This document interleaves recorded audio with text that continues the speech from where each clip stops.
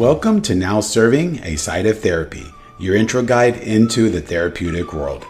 Together, we'll explore various aspects around how to show up for ourselves and others by tending to our own mental and emotional well-being. I'm your host, Dalton Huckabee, a licensed marriage and family therapist, and I'm grateful you've joined me.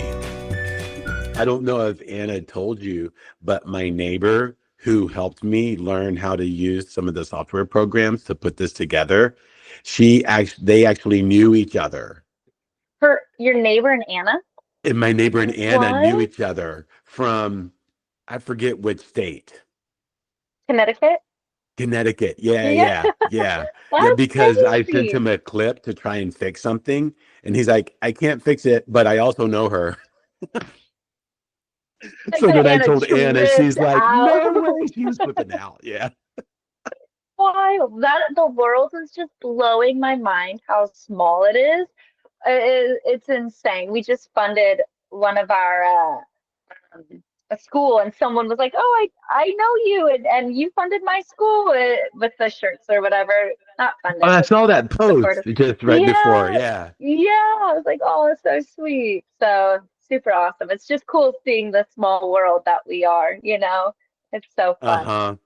I Yeah. always think, and Anna was of the same mind too, right? Where it's like, well, it's just like a sign that we're meant to be where we are, right? Yeah, exactly. It really is. It's very encouraging and it's just uplifting. All right. So, welcome to this week's episode of Now Serving a Site of Therapy, a client's intro guide into the therapeutic world. And today we are joined with Rowan Izzo, who is an executive administrator at Izzo Marriage and Family Therapy. She's been with Izzo for nearly 4 years, started as a referral specialist, and now oversees the entire referral process and admin operations. If you've ever reached out to Izzo looking for a therapist, there's a good chance that Rowan has helped guide you through finding the right fit. And so today we're going to talk about the importance of finding the right fit with the client therapist and a little bit behind the scenes of what it's like working at this level in a growing clinic. Because your team is one of the first, they're the first people that clients speak with whenever they're seeking to establish services. Mm-hmm. Very much so. Yeah, we're the first face that they get to talk to and coming into his own. So it's pretty exciting to be able to be that first person for them, very much. And so I'm just curious, like, how can you explain a little bit about the team that you work with? Like, how many people and like what are their roles and such?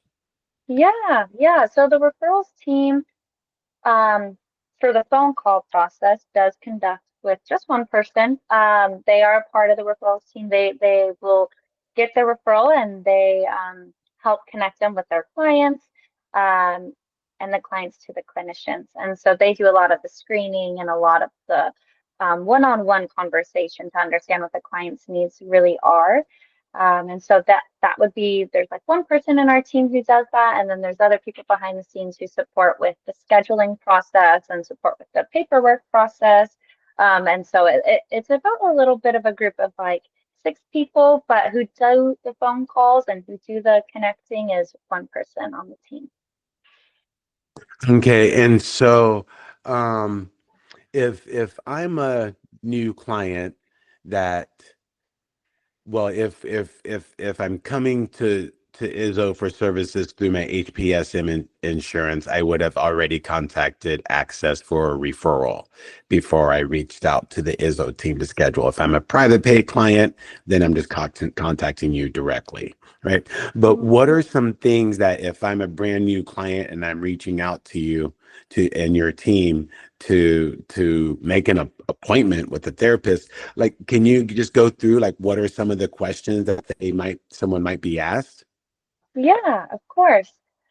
So depending on whether you come through us from HPSM or through private pay route, the questions are the same. We really just want to understand what the client's needs are. And so we kind of just start off by introducing ourselves and getting to know the client a little bit more, and seeing what they're seeking, what are they interested in services for, what are some things that they're wanting support around.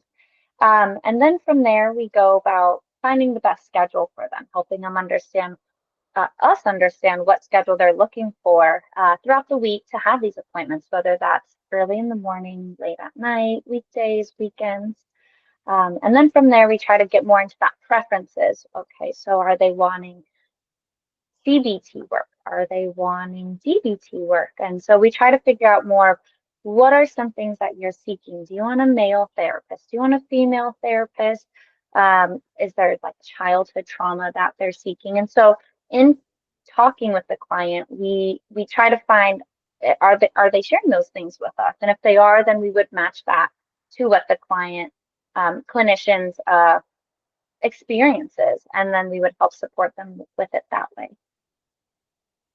I see, and I know that Zoe, who's in charge of all the director of marketing, right, of all the website stuff, like they now have a list of all of the clinicians, information on there, and some of them even have videos, right? Some of them even having a link to the Yeah. clinician Psychology Today profile, right? And so I was just curious, do the clients ever ask, oh, hey, is there a list of clinicians that I can look at? Yeah, and so I find that one kind of fun for me and the client together to do because if there's a client who is very open to being with whoever, then okay, we would place them with that clinician. If we have a client who wants to kind of see more of what we offer, more people, connect with more clinicians prior setting up that first initial appointment, we would go through the website together. And so with their needs, I kind of filter out what clinicians might be a good fit. And then we would dive into, okay, let's look at these three clinicians. Let's go look at their website. Let's read that website together. Let's see if that's something that speaks to you. If yes, cool. If not, let's read the next one. And we do that together. If they don't have time on the phone call, that's okay. What we would also do is just send an email to them with the clinician's link to the website, link to the video, their name. And so then that way they can kind of start to see who this clinician is on their own time if they're not available during the phone call. And then from there, we could better match them and help them also get like a 15-minute consult with the clinician too. If they're interested in doing that before their first session. And so we can also help the client and the clinician set that up together too to even make sure we're getting them the best match for that initial appointment. That sounds really hands-on, like the fact that you will actually spend the time to go over the clinician's profile information with the potential client seeking services. Like that's Yeah. amazing. Yeah. It's fun because it in the beginning I didn't when I first started out as though I didn't know all the clinicians, and so it really was helping me get to know the clinicians more. But then it became fun because it helped me know, okay, this clinician would be perfect for this client. And then also seeing the way the client responds to the clinician's webpage. Like, oh wow, I really loved how they did Jeopardy one time. Oh, I love that they play the piano. Me too, And so finding those little things that speak to the client is fun. And then that's like, okay, cool. Here we go. Let's get that started for them. Yeah, so they might even already start to feel a connect, right? And Right. kind of even just getting that initial information because it can be Yeah. really scary when, any of us, right, seeking who might be seeking services, or looking for that fit, with the therapist, and Hmm. it's like, what are they going to be like, and it's because there's so many questions. So, Yeah. yeah. Kind of scary. It can be daunting, to you've never done it before. It can be scary and a hard step to do, but reassuring the client, like, hey, I understand that this might have taken a lot of courage for you or did take a lot of courage for you to take this step here. Like, thank you for doing that. Thank you for being so vulnerable with me and sharing your story with me on what brought you here. Because it's important to really let the client know, like, we are here for them. They're not a number to us. We're here for them to serve them. And so we want to make sure the client feels that and knows that just off of the first conversation. Even though we're not the therapist, we want them to know we're here for them too. Absolutely. I was getting goosebumps because when you talked about one acknowledging, like, it's a strength of theirs, the fact that they have actually made it this far. Two, pick up Yeah. the phone and initiate services. Like Yeah. definitely that's a something important to acknowledge. Hmm. Hmm. And so I was like to expand on that important note as well. Like on an average day, like how many calls or inquiries or is your team fielding? Yeah. So there's seasons, there's busy seasons, there's slow seasons. During the slow seasons, like summer, maybe Christmas time, winter break, um, we see maybe 2 to 5 a day of new clients coming in from the insurance company. When we're in that busy school season, everybody's looking for services around August. We tend to see about 10 to 15 new clients come in. And then on top of that, we're calling the clients who we haven't been able to make placements for yet. So we're connecting with them. We sometimes also have clients reach out to us just through website or through Psychology Today or something. And so it can range on our normal to busy season between 15 to 25 new people in a day. It just depends on that season that we're in. Yeah, that's a lot of it's a lot of calls to to coordinate, right? And especially the amount of time that you spend with each one, right? Just Yeah. to make sure that they feel comfortable in getting set up with services. Yeah. Yeah. Definitely. Yeah. Well, the comfortable part is very important because if you're not comfortable, why would you want to continue, you know? So that is definitely the main, focus of making the client feel welcome, heard, seen, comfortable to then continue that process. So say for example, they've kind of, like we've acknowledged, right? They've made it that far where, to the point where they're making that, they made the call and they're like, okay, yeah, great. I feel like I found the clinician, right, that I'd like to start with. Um, what is what's is there anything else that you can think of that the client could expect in that first call? Yeah, yeah. I'm glad you asked. So there's a lot of detail that goes into that initial phone call or that screening phone call. So not only are we trying to get to know the client more, find their appointment, we also collect a lot of information from them. Uh, and I feel bad because they already do it for HPSM if they already went through the referral process. And so they have to repeat a lot of it. And so I let them know I understand that, but we want it on our end too, because we don't have a lot from what HPSM sends us. So with that, we, ask what they're seeking. We've done that. We've got their therapist and then we got their appointment. And then it goes into understanding, okay, if it's a client, are you the only guardian? We want to make sure we have that consent from the guardian. And so if there's multiple guardians, we like to get consent from both. And then we also like to make sure we have the correct phone numbers on file. We want to know we have the best way to connect with you. And then we collect their email address if they have an email address. And if not, that's okay. We can send consent forms through DocuSign, hard copy, and if they're an adult doing sessions, they can do verbal consent. Um, and then I also like to collect their physical address in case of emergency purposes, in case we need to ever send support to them. And then with that, we also like to go over the process on what the next steps to expect moving forward. So they will be getting a text from the referrals team about their appointment, their day, their time. We let them know about their clinician, their contacts, their clinician's contact. Um, and we also send them the like, hey, just so you know, you're going to be receiving a 72-hour link to your email. It is a 72-hour link, so you will have to make sure you reach that in time. If not, no worries, we'll resend it for you. But once you click on that link, you'll have to put in your phone number, the client's date of birth. And so the number on file and the client's date of birth. And then from there, you can log in and access your portal. So we kind of walk them through that portal process of what that would look like. Once you get into that portal, what do you see? Well, on the right left-hand side, there's a little like icon dash that will show like your profile, your clinician, your appointments, your documents. And so go check out those documents. Those are your consent forms. Those do need to be completed before that first session.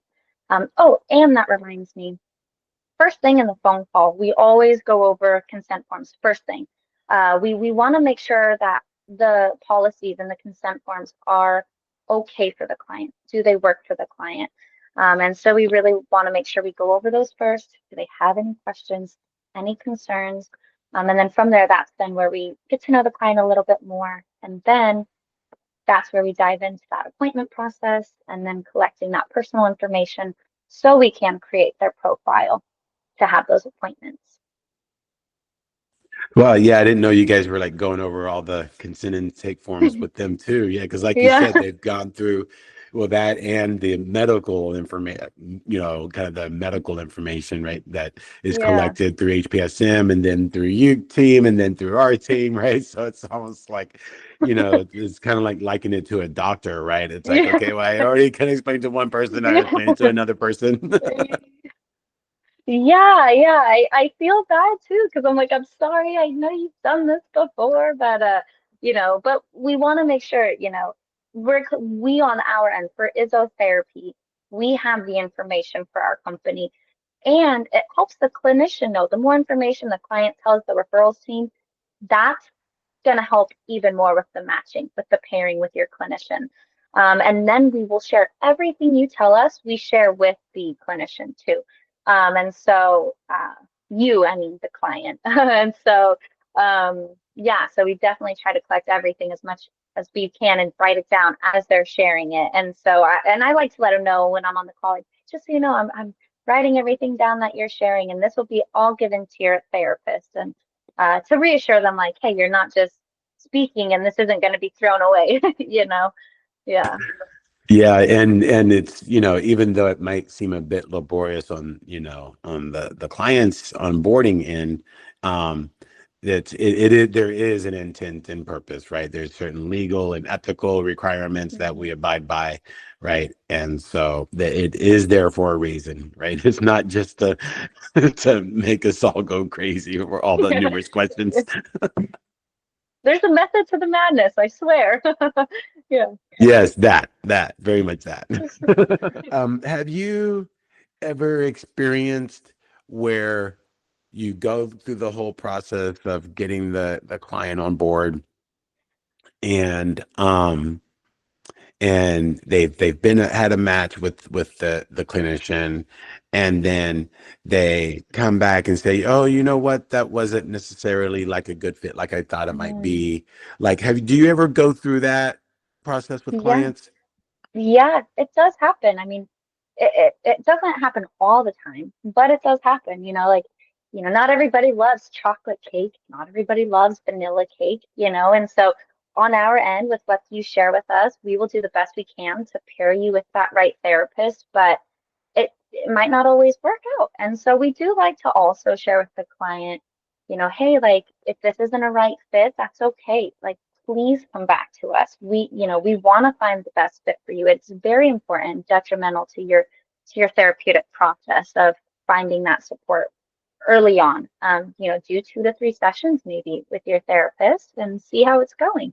If you're like, no, this isn't it, I'm not connecting, that's okay. There's no shame in that.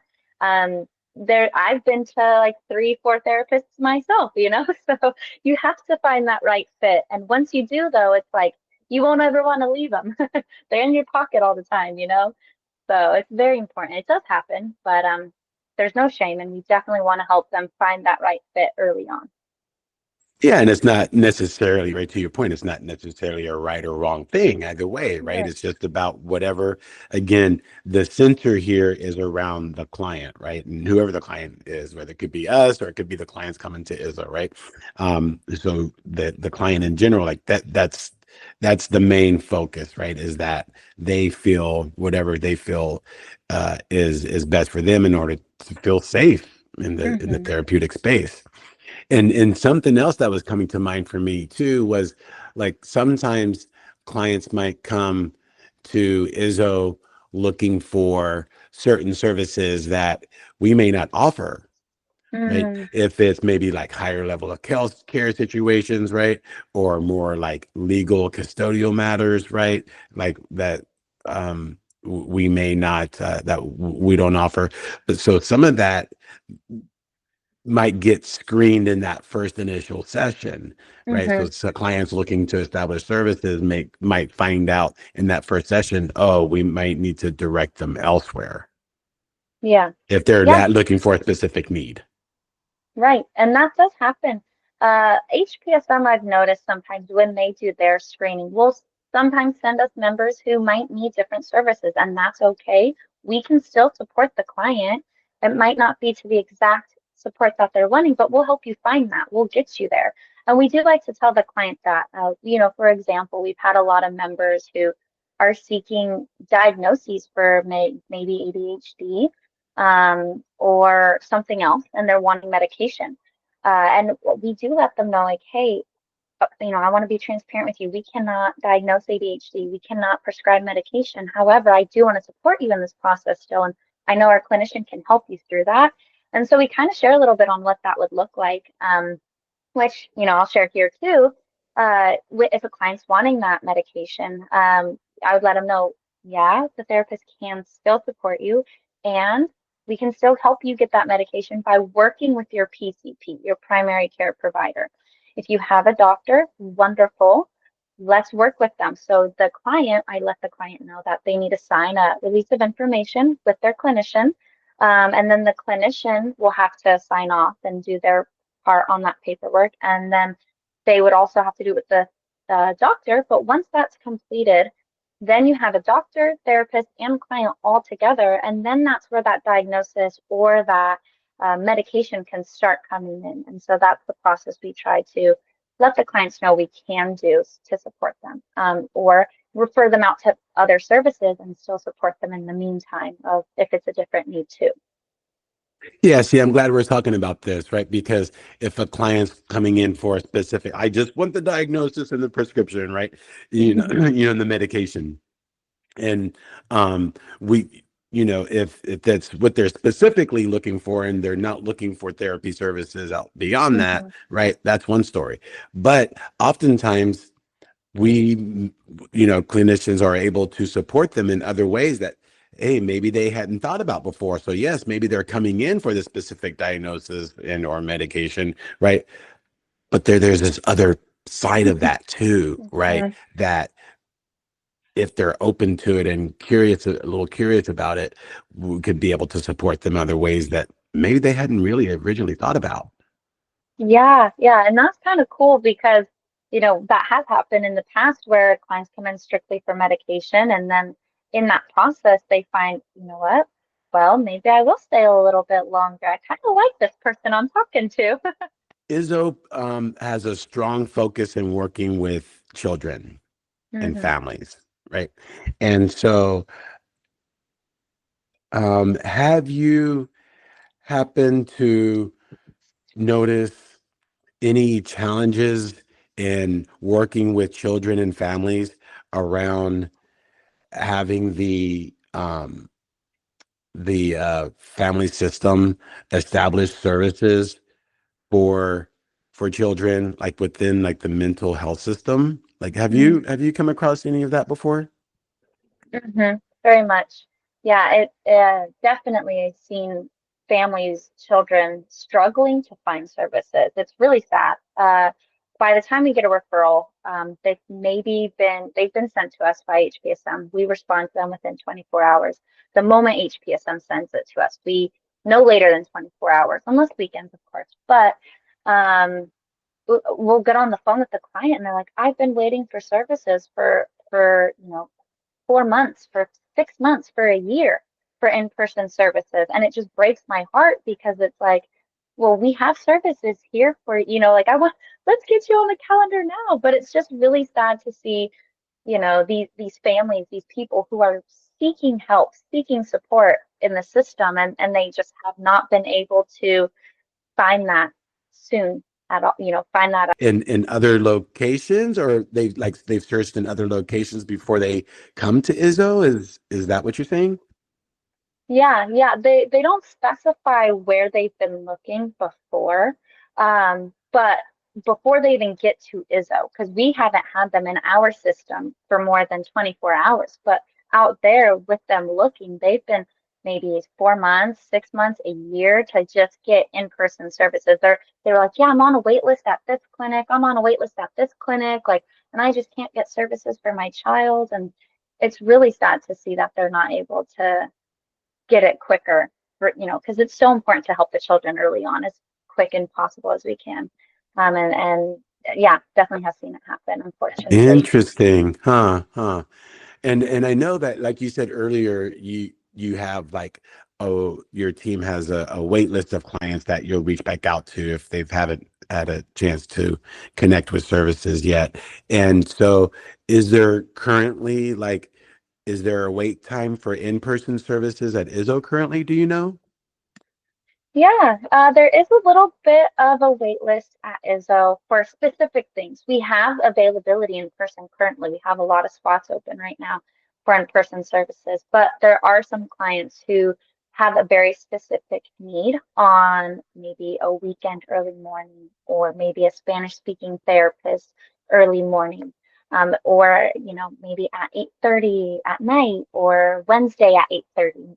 We have a Tuesday at 7 p.m., but they're not able to do it. So there are those specific needs that clients are seeking that unfortunately at this time we can't provide for them, but we do try to encourage that virtual session for them because we have so much availability virtually, and it can be just as supportive, and you can get the same amount of treatment virtually as you can in person. And so we do try to really encourage that if the client is open to that. If not, okay, that's completely understandable. We want to make sure we're finding them that best fit. So we would definitely continue seeking that, Wednesday at 8:30 p.m. for them until we get that opening, and reach out if something else opens up too. Do we have clinicians who are seeing eight clients at 8:30 at night? Um, there's some clinicians who go 7:30 to 8:30 with the clients. So it is there. We had a clinician doing like a 8 to 9 p.m. appointment as well. So it happens. You never know. Wow. Huh. It's pretty amazing. Yeah. Yeah, we have another clinician too. They're like, I'm willing to see someone at 6 a.m., at 7 a.m. And I'm like, my brain's not turned on then. That's those early birds for you, man. Yeah, I need my coffee first. A little personal question for you, right? Because you like we've been talking about like you are kind of like you and your team are one of the first people that clients will be speaking with whenever they're connecting for services. And so I'm just kind of curious, like what makes you passionate about helping children and families find the support that they need? Because you've Well, even had mentioned like this, like, oh my God, I want to help you so bad. Like, what is there for you that makes you feel so strongly about this? I would really say, my passion does come from a uh, deep place and belief of like every child or family, they all deserve the same opportunity to be able to thrive, to be able to succeed in life, no matter your background, no matter your community. And so I get to see like firsthand how being that support for the client for the right time can completely change the trajectory for that client, and for someone's life. And so, whether it's just the access to the resources or emotional support, or simply just showing up and listening for that client, those moments all matter. And that moment on the phone for that client, like sometimes I'm like, wow, they feel like, thank you so much for sitting and talking with me. Like, I really needed to just sit with someone. And I'm like, you're welcome. Like, that's what I'm here for. And I want them to know that. And so, yeah, everybody deserves that opportunity to have that access to success, to thrive, and I want them to be able to know that and feel that. And I hope they do when we connect with them and stuff. But yeah. Oh, that's great. Yeah, thanks for sharing. It's Yeah. like you said, it kind of it reminds me of like, you want the hand to be there on the opposite end when someone's reaching out their hand, right? It's like your hand is able to kind of reach out and meet them and Yeah. support them in that process. Yeah, yeah, it does feel like that. I'm like, even though we're on the phone and we don't know what each other look like, I'm still here to help you and I'm here to walk you through this process, and get you that help and support because you deserve to be taken care of too. Yeah. Oh, I love that. I love that. Yeah. So when we think about like clients, the all the kind of the all the chats that you have with clients, right? All these kind of people kind of coming in and all these conversations that you have. Where would you say like where do the clients come from? Yeah. Yeah, like how do clients end up calling Izzo?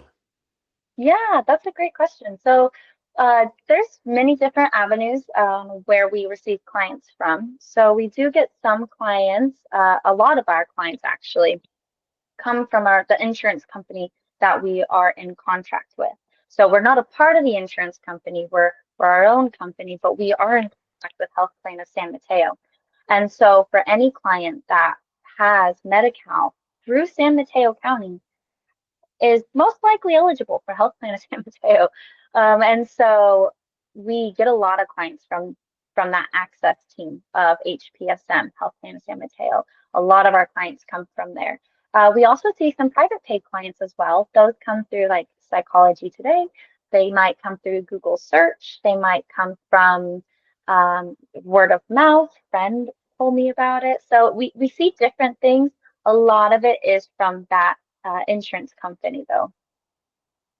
Yeah, so whether it's like a doctor's referral, right, Mm, or like maybe like a school counselor, right? So that referral could come from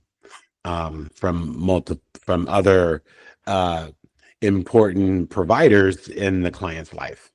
yes, yes, and that does remind me. So we do have the client themselves comes from HPSM, but then when we just talk with them, we're like, okay, like how'd you hear about it? So a lot of the time it's like, oh, well, the school told me, maybe we should try, my child should be in therapy for support around this, or my doctor told me, or um, a lot of the times we do see it's like the doctor and or the school, whether it's the teacher who mentioned it, whether it's the principal or the team at the school.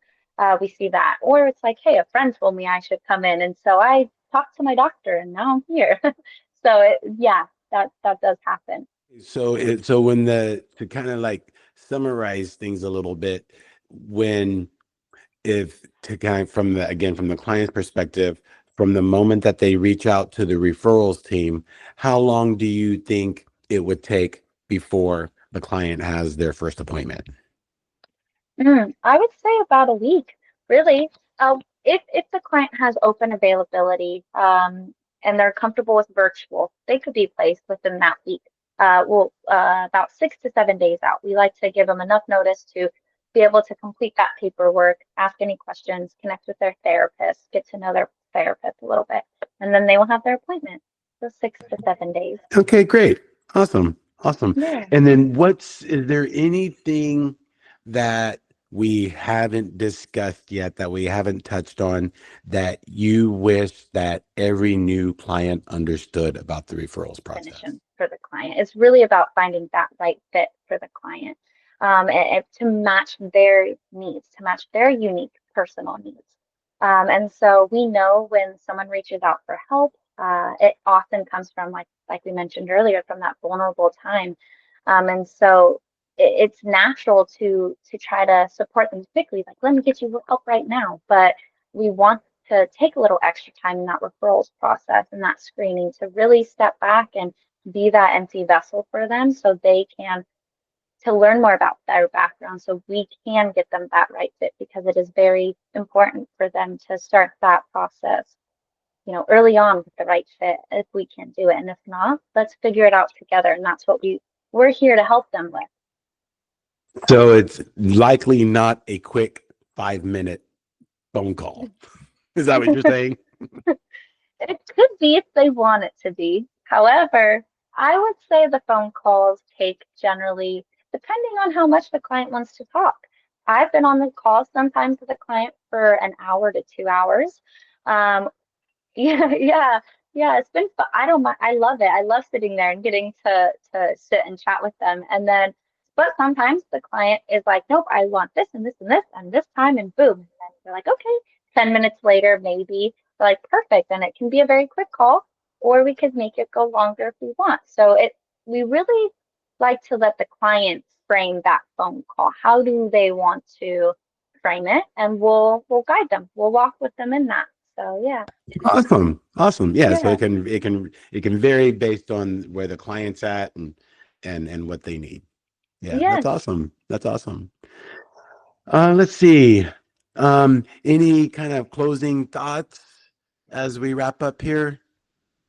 I would say one closing thought or just encouragement that comes to mind is don't be discouraged, when starting therapy. It is like we mentioned earlier, it can be scary, it can be daunting, and we know you're coming from a vulnerable place, and we're going to be those people to hold that for you. So, stay steadfast and continue that search and continue finding that right fit for you. And if it's not with one therapist, we have multiple other, let's find it together and let's start search together.